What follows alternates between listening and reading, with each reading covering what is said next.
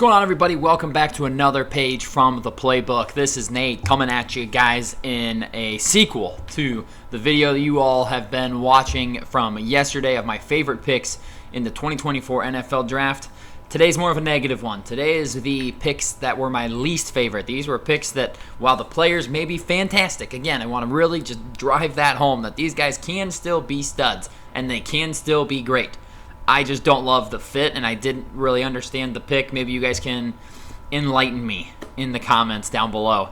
Before we get into today's video, guys, I just want to give a special shout out to today's sponsors, starting with Goldfine and Bowles, lawyers for the injured. Personal injury, workers' compensation, those are their two things, but any sort of legal advice, they're the people to call. Give them a phone call, 309-673-5144. Tell them we sent you, okay? And I'd also like to shout out SeatGeek for sponsoring today's video as well. Use promo code PlaybookSports on their website to get $20 off your first purchase of $30 or more. Let's get back to the video. I'm going to start at pick number 5. That's Joe Alt to the Los Angeles Chargers. Yes, Joe Alt, best tackle prospect in the class. He's a left tackle. This man is a left tackle. Chargers have Rashawn Slater at left tackle. One of them is going to have to play right tackle, or you don't start Alt, which is insane. You have to start Joe Alt. So are you going to move him to right tackle where he didn't play in college, or are you going to move Rashawn Slater over to right tackle where he also didn't play in college? It doesn't make any sense to me, especially when someone like Malik Nabers was available at this pick, and your number one receiver at that time was either Quentin Johnston or Joshua Palmer. Ew. No. For me, it should have been a right tackle if you're going to go with an offensive lineman, and really it should have probably been a wide receiver, but I digress. And actually it leads me into my next guy at pick number 7, J.C. Latham to the Tennessee Titans. It's the flip side of this, right? Tennessee also needed a wide receiver. Rome Odunze was right there.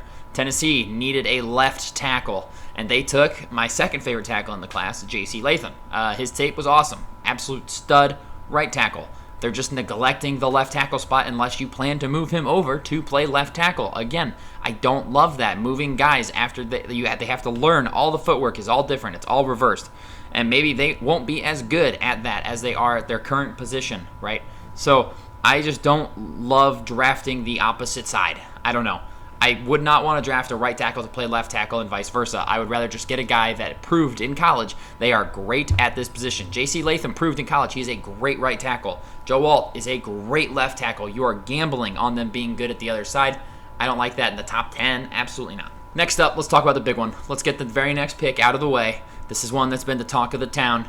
It's Michael Penix Jr. at pick 8 to Atlanta. I've tried to think about it positively, right? I don't like being negative. Being negative is no fun. But I can't spin this one. I cannot spin this one to make it make sense. First true shock of the draft, without a question. First true shocking pick. They have clear and obvious need at pass rusher and on the defensive side of the ball, getting any sort of talent. Also could have used Rome Odunze. Everybody that picked before Chicago probably could have used Rome Odunze. They let him fall right to him. Stupid. But they need a number 1, number 2 receiver. Don't have that on roster unless you think Drake London's going to take that big step forward.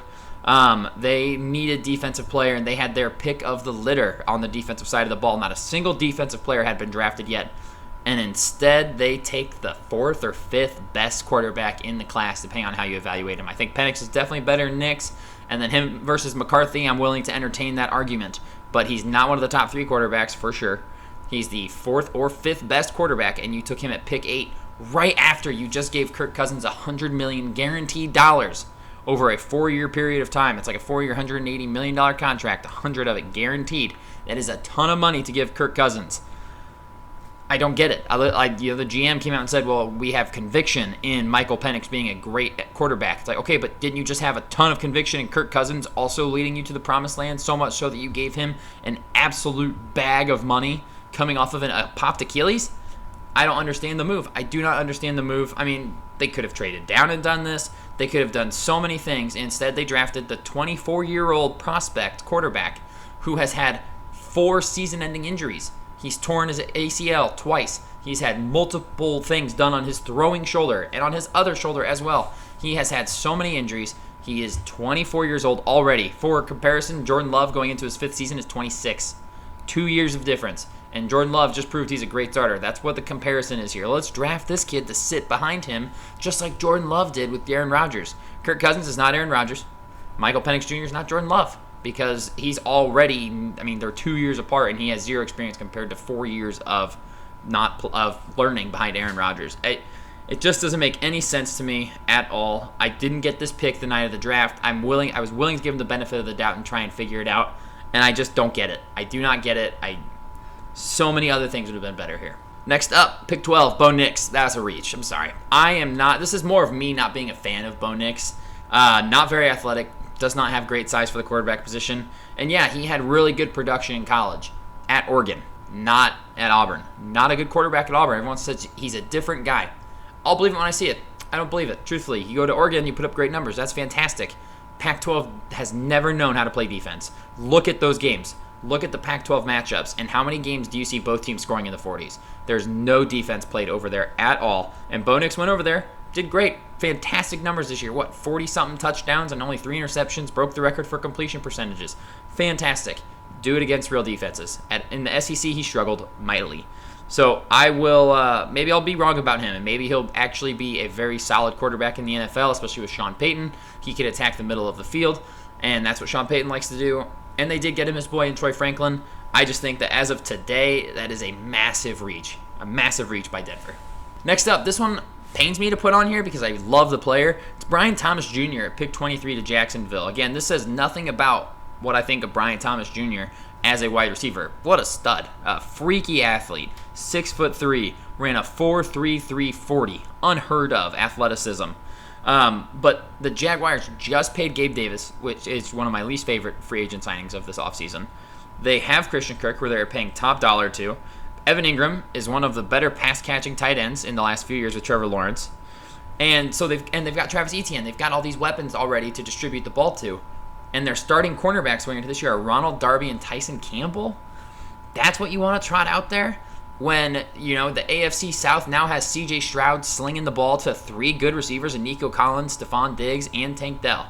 You think that these 2 guys are going to stop them? No. Titans and Levis, Colt and Richardson, they're going to start moving the ball, and the Jags did not address their very obvious weakness in the secondary, and they could have taken the best corner at pick 17 and said they'd trade back and still could have gotten nearly any corner they wanted to, minus Quinion Mitchell. They could have taken Terrion Arnold at 23. They didn't. They decided to go with the pass catcher.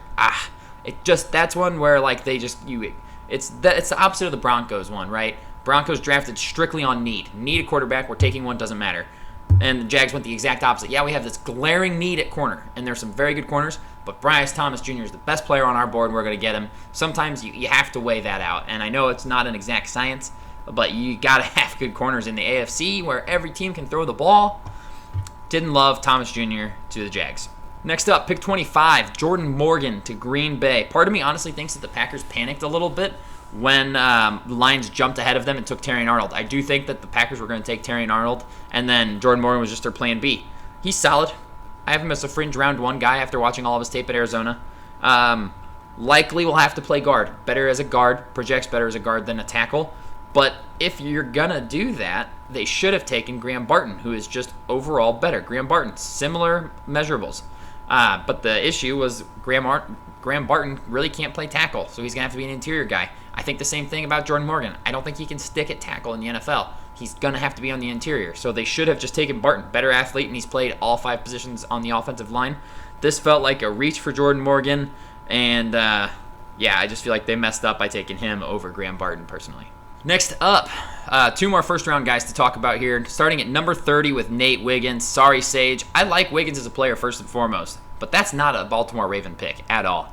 The AFC North and the Ravens, truthfully, the Ravens and the entire AFC North, their brand of football is a different level of physical. I mean, it is an absolute bloodbath every time these teams meet up. You do not want to play these teams because they leave you hurt. They leave you hurt. And that's not Nate Wiggins' game. He is more of the finesse corner. He's not going to be a factor in the run game at all. He does not tackle well. He pass breakups, solid. But if he goes up against a physical receiver, they will just body him because he weighs 168 pounds and he's 6'2". He is rail thin. Not a hard hitter. I would have definitely preferred a different guy. If you're going to go secondary here, why not Cooper DeJean? Why not Kool-Aid McKinstry? Both of them more physical football players. They fit the AFC North play style and would have I think that they're both equal at least, to Nate Wiggins in coverage. And then they're both more of a factor in the run game, and DeJean gives you that versatility. Man, can you imagine a backfield with DeJean and Kyle Hamilton? Forget it. Would have loved that, but instead they go with Wiggins, who I just don't see fitting in the Baltimore defense. Last guy in the first round, I got to go with somebody I like as a prospect, just did not think he was a first rounder. It's pick 31. It's Ricky Pearsall to San Francisco. Made me think that they were going to trade someone like Brandon Ayuk or Deebo Samuel. And if they were going to trade Deebo, they could have drafted somebody very similar to Deebo Samuel's game in Xavier Legette, who is more of a bruiser, more of a thicker guy. But since if they keep both, so that's your options, right? You either lose Ayuk or Deebo, and now Ricky Pearsall is trying to fill this role as the number 2 guy. Or you keep both of them, and you just took a number 3 receiver with the 31st pick in the draft when there were a ton of other options, and you now have this other mouth to feed to go along with Christian McCaffrey and George Kittle. At some point, there's too many weapons, right? And you could draft other positions that would be better for your overall team. I don't love the fit. I also don't see Pearsall as a great blocker in that scheme. Maybe he'll be a better blocker. And I just don't see Purdy, like he's the 5th option. He's the 5th option. And you took him at pick 31. So unless they trade Ayuk or Deebo or start losing some of these weapons, which I think would be a mistake, I don't understand this pick a whole lot. All right, let's move on to day 2. And I'm going to start with the rival Buffalo Bills pick at 33, wide receiver Keon Coleman out of Florida State. Personally, not a huge fan of his game. He's not a separator. I like the separating type of receivers. This is a jump ball specialist, a go up and get it guy, needs to work on his route running. Was not the best athlete either at the combine. His numbers were not great. Ran in the 4.6s for his 40. He's measuring in about 6'3". And yeah, in college he was able to moss these other corners because all these corners were smaller than he was. ACC's defenses are and he was just bigger than all of them. Now these DBs he's going to go up against in the NFL are bigger and faster and will be able to contend with him on all these jump balls. I just don't see how he'll be able to beat top corners, and he might be asked to be a number 1 come day 1. If he's not the number 1 in Buffalo, who is? Curtis Samuel? No, he has to replace Gabe Davis and Stephon Diggs' production. So they will with the team, but he has to step right in right away and be an immediate contributor, and I just don't see that in his game. I just don't see the separating abilities. He reminds me, someone I'm very familiar with, Devontae Parker. That's a very good comparison for him in my opinion. Both go up and get it guys, both guys that do not separate at all that struggled in the league. And Devontae had a couple of nice seasons. I think that's the best you can hope for out of Keon Coleman. I just think there are better receivers available at this pick. Next up, I'm going with Rook Orororo, defensive lineman to Atlanta at pick 35. Really, I don't like this pick, not because of Rook, but because Jer'Zhan Newton was on the board, and very similar measurables. Rook is taller, but they weigh about the same. Johnny Newton, I think Rook can be a very solid defensive tackle. I think Johnny Newton can be a game-wrecking defensive tackle, and they passed on him and he won a pick later. They could have gotten defensive tackle 1, and instead they got DT 4, 5, maybe, in my opinion. So I just don't like the fit only because they could have had somebody at the same position that was better, in my opinion. Again, their board may be totally different than mine, and that's okay. That is okay. Pick 46, Jonathan Brooks to Carolina. Way too many holes on the roster to take an RB in the second round, especially an RB coming off an ACL tear. We do not know what Jonathan Brooks is going to be like when he comes back. They've got Miles Sanders. They've got Chuba Hubbard. They've got guys in the running back room. They could have drafted someone much later. And there was starting caliber defensive players on the board. They just shipped off Brian Burns. Frankie Louvu signed somewhere else. They could have gotten any of the linebackers for the most part, other than I think Edgerrin Cooper maybe was off the board already. So they still could have gotten a guy very good. They could have taken a pass rusher. I really think they needed to address the defensive side of the ball here after going with Legette at 32. Going offense and going running back, and not on top of that, a running back coming off of a season-ending injury. Did not love that pick for Carolina. Moving on to round 3 here, I've got Caden Wallace at pick 68 to the New England Patriots. Bit of a reach for me with better offensive line talent still available. Also, he didn't really break out until his 5th year of college. Missed some time with injuries. Might have to kick inside. Can he kick inside? It's going to be one of those guys where you probably won't see him on the field a ton. Definitely not in year 1. Maybe not even in year 2. They could have gotten a starting caliber offensive guard here. Cooper Beebe was still available. Christian Mahogany was still available. A ton of talent on the offensive line was available with this pick. And they went with a guy that I just had further down the board. And then pick 71, Isaiah Adams to Arizona. Illinois fan. I like Isaiah Adams. Rooting for him in the league. Played tackle in college, but should play guard. Definitely plays better on the inside, will play better on the inside. If they put him out at right tackle after Jonah Williams goes, I don't like the pick at all. However, if they kick him into guard, I could get a little bit more behind it. But similar to Caden Wallace, there were better actual guard prospects available here. So why take the more unpolished guy when you could have had a polished guard that could contribute right away? Also, if you're going to try to develop him as a tackle, Kieran Amagaji was right there, who went 4 picks later to Chicago. Kieran Amagaji has all of the physical tools you could ever want. He has a high ceiling, much higher ceiling than Isaiah Adams does. So I don't totally understand that pick. Maybe they thought, well, Kieran's a left tackle, and we drafted Paris Johnson Jr. I don't know. I don't know what they're thinking. I just don't love Isaiah Adams here. There are better options on the board. And then I'm going to do just a few picks here from round 4. I'm not going to do anything from 5, 6, or 7 because it's the last 3 rounds of the draft. Anybody can do anything here. There's really no reaches after this point. But I'm going to start with punter Tory Taylor to Chicago at pick 122. I just really can't get behind a punter in the 4th round, honestly. Fantastic punter. Looked really good at Iowa. Your concern is, has he kicked too many footballs already? Because Iowa punted the ball more than any team in college football. And then the Bears just didn't have a ton of picks. So with such few picks and such like one of the least valued positions in the NFL, not saying it's not valuable. Punters are huge. If you can flip a field with a punter, that's massive for the entire flow of the game. You're pinned in your own 10, and he punts it to their 20, and it's down there. That's a game-changing play. But punters are a dime a dozen. There's a million of them out there.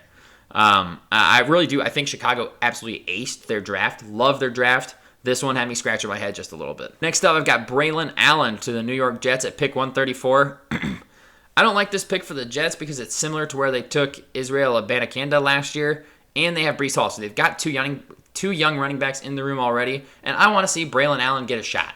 I don't think he's going to get a shot here. I think Braylon Allen can be a good running back, but he's not going to get any time behind Breece Hall, and he's not going to get any time behind Abanikanda. So that's the only reason why I didn't love it. But I think he's going to be a really good player. I also don't see him contributing in the immediate future, which makes me feel like it's more of a wasted pick. Could have gone offensive line here. So, yeah, just didn't really love that one.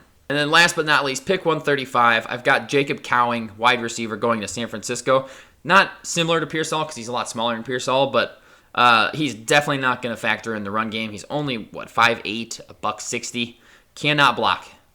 He's not going to be able to block at all. And you look at San Francisco-style offenses, they rely on wide receivers to block. You got to block if you want to get the rock. That's the motto. And he will not be able to block. So maybe he's projected to be a returner and be a piece of the return game. But then you're going to do that in at this pick here. I just didn't love it.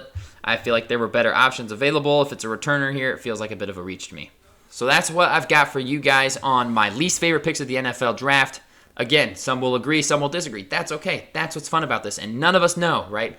All of the players on my favorite pick list could bust, and all of these players could go on to be all pros. That's just how it goes. It's just my initial thoughts 1 week after the draft, how I think that these teams did, if I think that these players are going to be contributors, and how they fit onto the depth chart of their teams.